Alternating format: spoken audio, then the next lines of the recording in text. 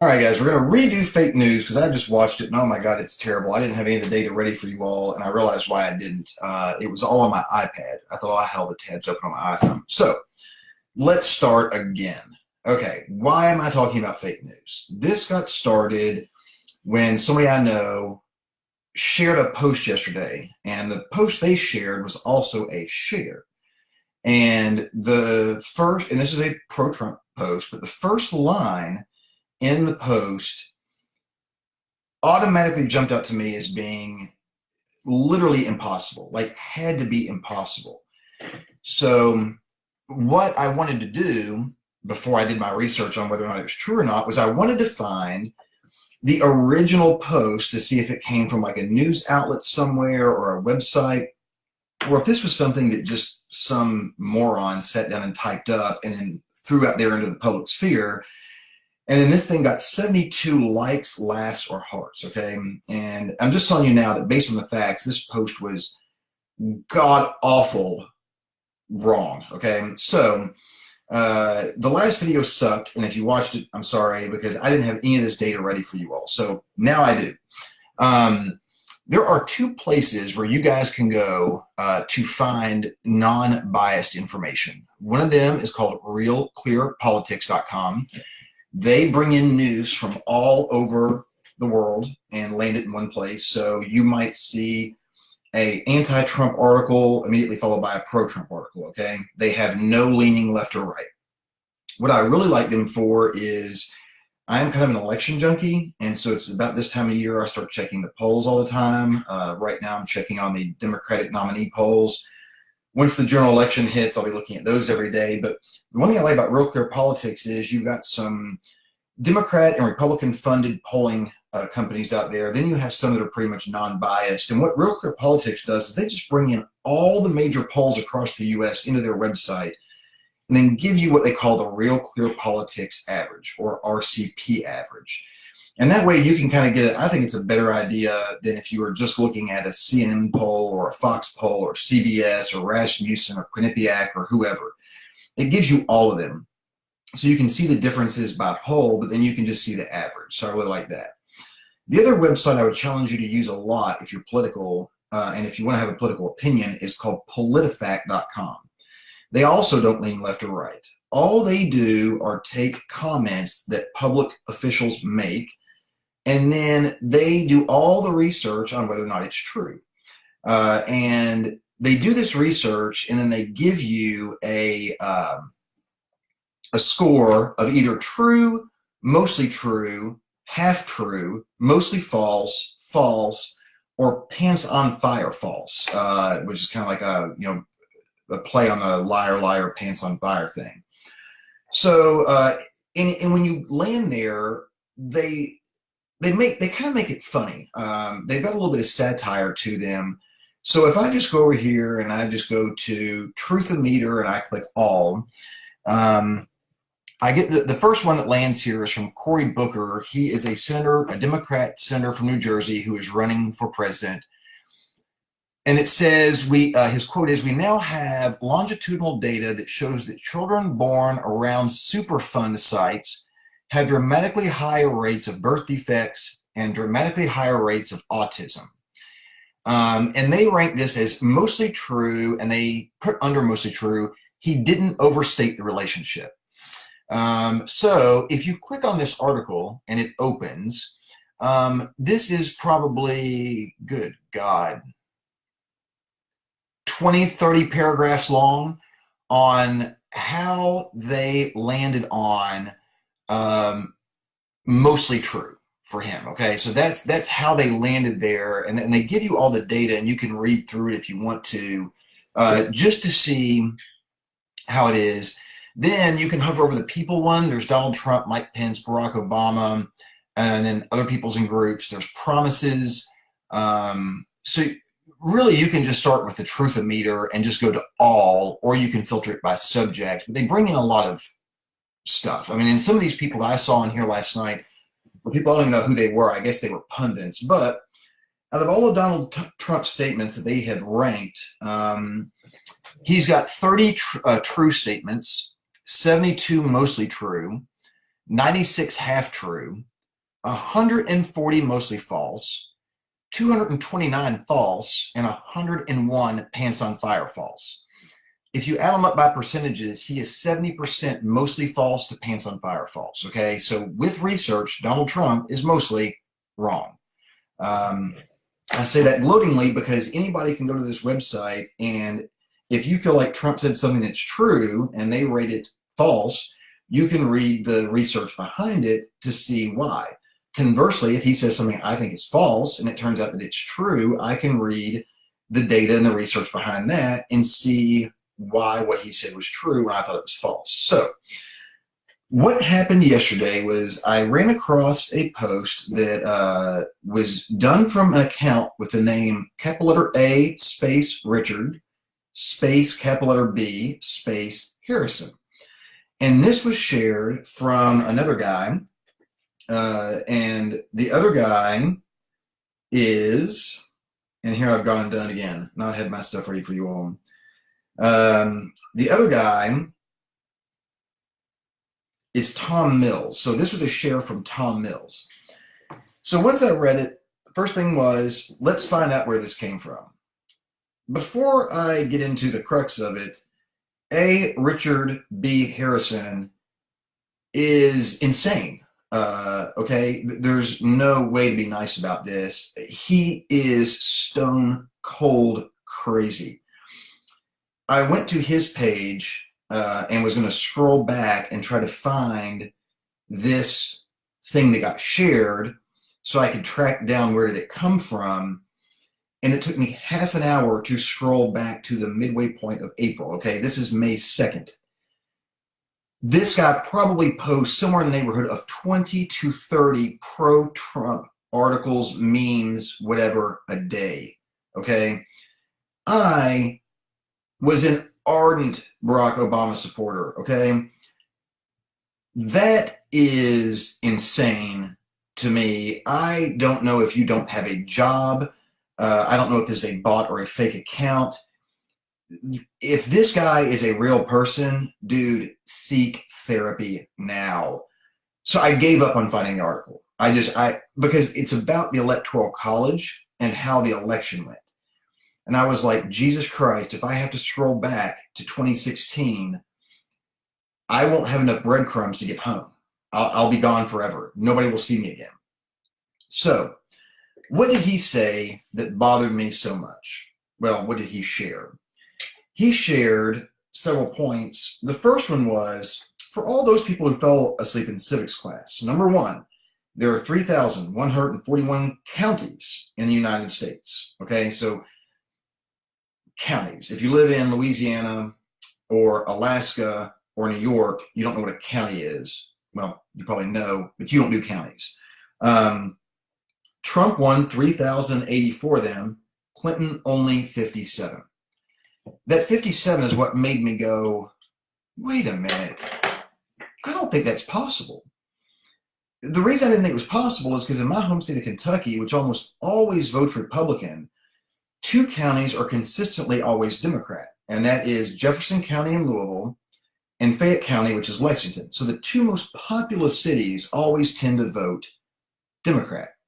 Now, with what I told you about the Electoral College, where Trump only had 3 states that voted all Trump in every county, being West Virginia, Oklahoma, and Alaska has no counties, so that really only leaves 2. That leaves, take out Alaska, West Virginia, and Oklahoma, that means that there are still 47 states left. And if Clinton only won 57 counties, and I take out the 2 from Kentucky, we're down to only 55 counties left to spread over 47 states. It didn't make sense to me.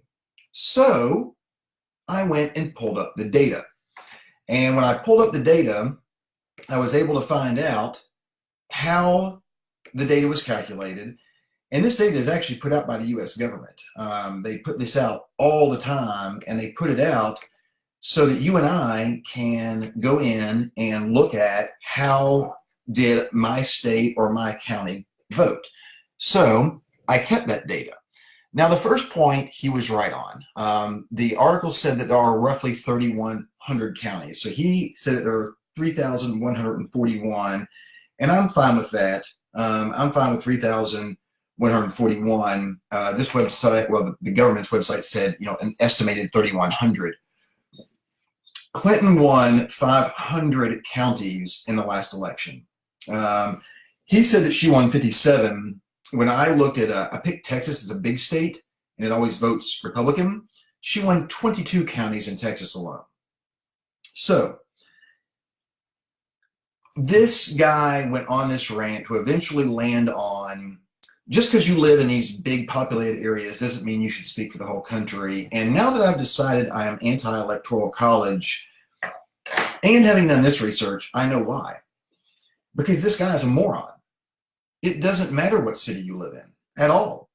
If we went with the popular vote, each person's voice counts the same no matter where they live. Right now, I, as a Democrat, am not incentivized to vote in the state of Oklahoma because Oklahoma always votes red. Not only does it vote red, it's one of only 2 states coupled with West Virginia in which every county votes red.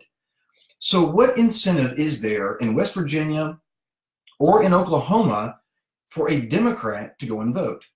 Conversely, in the last election, there were 2 states in which every county voted blue, and that is Hawaii and Massachusetts. If you are a conservative in Massachusetts or Hawaii, why the fuck even get out of bed that day? It doesn't matter. Even the county you live in, if it's a big city, is going to vote red. Geopolitically speaking, it's the big cities that always vote blue. So you would assume that Oklahoma City and Tulsa would vote blue. They don't. They vote red. And you would think that in Massachusetts and Hawaii, the small outlier counties would vote red, and they don't. They vote blue. So if you live in any of those 4 states, why do you give a shit about casting a vote? We don't do it on the popular vote anyway, so who cares? Secondly, there are reasons that there are areas of the country that are more populated than others, and I'm just going to go with 2 basic ones to not get too way off in the woods here on why our population is where it is. But the entire hub of the U.S. technology sector is in Silicon Valley, okay? That's where it is. I didn't pick it. You didn't pick it. It is where it is. So if you are a conservative that goes to the University of Oklahoma and graduates with a computer science degree and wants to go work for a startup or a big tech firm, odds are you're moving your Republican ass out to California, okay? And that's just how it goes. It's not anybody's fault. And you could be a Republican in California and your vote would still count towards Donald Trump because it wouldn't be weighted more or less than anybody else's. Finance, the entire hub of the financial system for the world is New York City. That's it. Period. End of story. So if you go get a degree in finance or economics and want to work for a large investment bank or a stock analyst firm, the odds are you're going to have to pack your bags and move up to the upper Northeast. Nobody picks this stuff, okay? So this guy's argument was that the biggest cities shouldn't dictate how the rest of the country lives. That's technically not true. It's just everybody voting. In our last election, voter turnout was 47%, which means 53% of people sat their ass at home on either their early election days or on election Tuesday itself and did not vote at all. Now, I have voted in every election I can vote in. And I kind of got sucked into politics because my first election ever that I was allowed to vote in was Bush v. Gore. And I landed on being a Democrat. And if anybody remembers the historical significance of that election, so now I'm like all in on the elections every year, okay? I'm one of those people who will go out, even living in Oklahoma, and vote blue. Now, when I was home in Kentucky, I knew that my vote was going to help drag Fayette County and Lexington blue, but I did not realize that when I moved here, that every county votes red, including Oklahoma County, which is Oklahoma City, and I think it's Tulsa County, which is Tulsa. The 2 biggest cities, which Oklahoma City is bigger than Louisville and Tulsa is bigger than Lexington, they still vote red. But Democrats aren't incentivized to vote out here. Republicans aren't incentivized to vote in Hawaii. That's a problem. Furthermore, if you are in a swing state that we talked about earlier, you are highly incentivized to vote, okay? So if you look at the history of the Electoral College map, and Real Clear Politics has that, so you can go back by election year and look at how the election maps went and the states change over time. You're not incentivized to vote, and you're more incentivized if you're in Ohio or Wisconsin or Michigan or Pennsylvania or any of the swing states. You're highly incentivized to get out there and vote, and those are where some of the longest wait times and the longest lines are. So my plea to everybody today is we have got to quit filling the public sphere with bullshit, okay? We have got to, as a people, become less polarized than we are now. What that means is less Bernie fanatics, less Trump fanatics, okay? If you are one of my Bernie fanatic friends, I am lumping you in the same boat with the Trump fanatics based on only one thing, your fanaticism, okay? When you are constantly posting only pro-Bernie or only pro-Trump things on your social media feeds, you have drank the Kool-Aid, okay? There are things about Barack Obama that I highly disagreed with, okay? There were issues where me and him were both deeply divided. I believed that he should have legalized marijuana at a federal level in the 8 years that he had, especially in the second term, because even if it was a contentious subject then, you weren't getting reelected, do it anyway. I was annoyed that he did not support gay marriage until his second term, because back then it was more contentious than it was today. So it's hard to believe, but 10 years ago, when he was in his first term, it was so contentious that in that first 4 years, he would not come out and support gay marriage. And that really bothered me. He waited till he secured his second and final term to come out and support it. So I like to think that I'm at least realistic about the candidates that I support and can have disagreements with them. If you are posting more than 2 or 3 pro my candidate things a day on your Facebook page, stop. Just quit and start doing some actual research and spend time doing that. The problem is this. It's easier to hear something that's funny that you like and repost it. It's way easier to do that than it is to actually go out there and say, is that true? That post, which is blatantly one of the biggest piece of bullshit I've seen in the public sphere in forever, had 72 people like it or laugh at it or heart it. 72 people now might be walking around believing that out of 3,100 counties in the entirety of the United States, Clinton only won 57 of them, when the number is 500.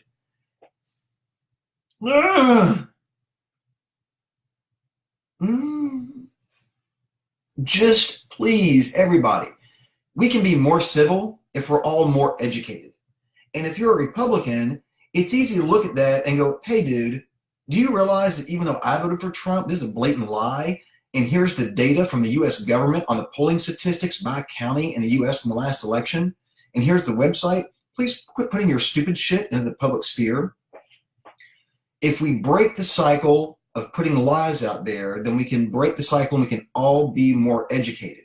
Then we can get rid of fake news because you won't have morons just reposting stuff, because smart people, who all of my Facebook friends are pretty smart, you all are going to start calling people out on their bullshit.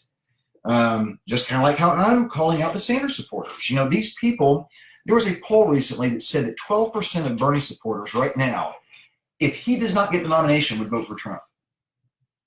I have no words for that. There's no way to describe that 12% of Bernie supporters at all without me getting my Facebook page taken down.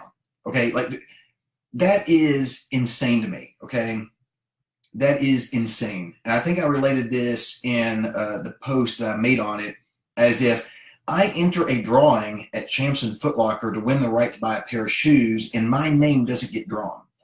And out of anger, I come home and light 3 pairs of shoes I already own on fire. If you're a Bernie supporter who would vote to reelect Trump if Bernie isn't your nominee, you need to light yourself on fire and just save us some oxygen. It would help. So I'm just begging everybody, go out there and do your research. Quit just reading and reposting shit that you see every day. Take a minute, look at it and go, Is that possible? Let me find out. I gave up half of my hour last night that I would have just spent watching TV anyway to find out that A. Richard B. Harrison on Facebook is a fucking moron. And if it's a fake account, Facebook needs to yank it. If it's a real account, A. Richard B. Harrison needs to go swimming with lead boots on. That would make me a lot happier.